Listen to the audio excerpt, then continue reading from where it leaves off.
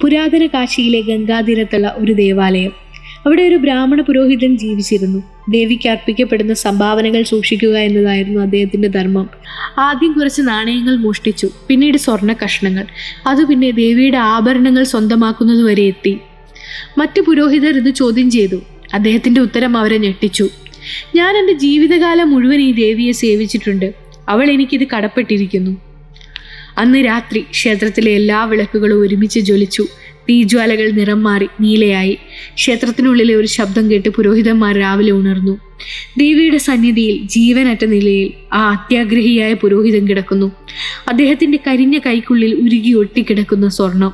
അന്ന് മുതൽ ഓരോ രാത്രിയും ആ വിശാലാക്ഷി ക്ഷേത്രത്തിനുള്ളിൽ ഒരു വിളക്ക് തെളിയുമെന്ന് പറയപ്പെടുന്നു. ആ വിളക്കിന് പിന്നിലെ നിഴൽ മന്ത്രങ്ങൾ ഉരുവിടും. ക്ഷമിക്കണേ ദേവി. കുറ്റബോധത്തോടെ ആ ശപിക്കപ്പെട്ട ബ്രഹ്മരക്ഷസ് ദേവിയുടെ നിധി കാക്കുന്നു എന്നാണ് കഥ.